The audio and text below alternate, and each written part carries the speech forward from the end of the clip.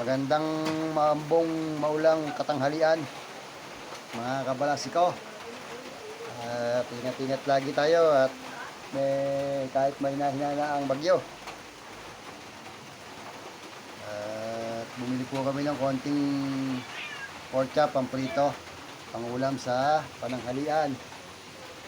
Ito, may gawa po kaming sausawan na pinaghalo-halong sibuyas, luya, sili, toyo. Ayan. Sausawan. Painit sa sinigang, boss. Painit na lang para may sabaw.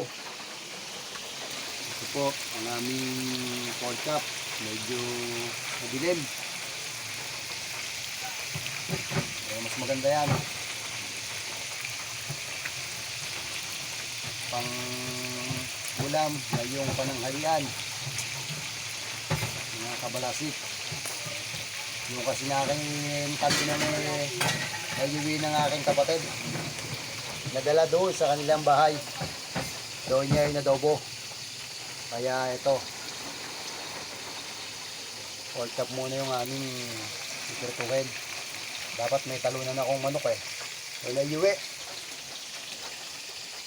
Nayuwi ng aking kapatid. Doon sa bahay na nila inadobo. Pork chop na lang itong aming piniprito.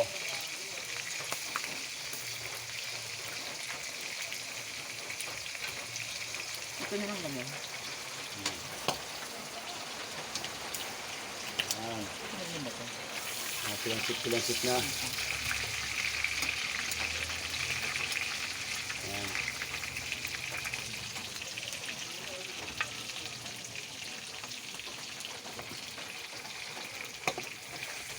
Dapat pala nakabili ng isang pipino para maensilada.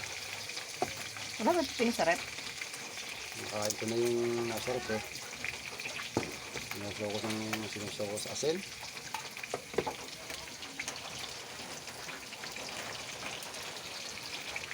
Ayan. Dapat manok yan. Kaya napalitan ng baboy. Pork chop.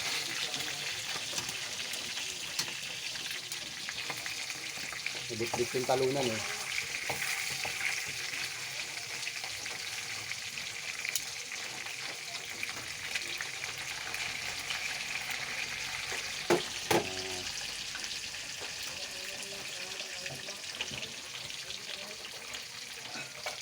Init na lang yung konting sabaw ng sinigang kagabi para may sabaw pang higop.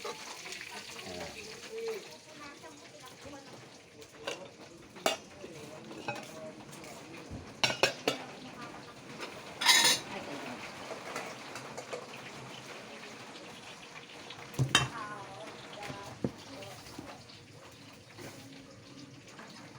Ano pala ito?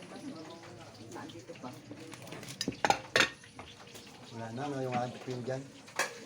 Wala yung pipino ko. Ay, isa sa plastic na yan. Tingnan mo nga yan. Pali ako to. Ayan, pala yan. Ayan, pipino yan, ba? Pala yun. Pala yan ba? Ito, papaya. O yan, may papaya na. Okay yung sa akin yun. Ito, yung papaya ko. Sinungkit ko doon kay may tindahan ni Joel. Oh, sayang eh, hinog na. Pamutat. Mga kabalasik. Hindi masyadong naiintindi yung papaya ron. Malilit kasi. Kaya ito, oh, nakita ko hinog na. Sinungkit ko na. Ayan. Para mamaya ng hapon makabili ng saging. Tsaka pipino, mamayang hapon. Ayan. At maluluto na yung aming konting pork chop na pinirito. Kakain na kami.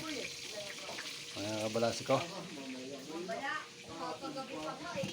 Ayan. At luto na ang aking sinaing. Okay. Kakain na muna. Mamaya na ulit. Salamat mga kabalasik sa like and share and follow nyo. Malapit na ang ating sahod. Yan. Salamat, salamat. Pag magsasawang mag-like and share and follow. Salamat, salamat po.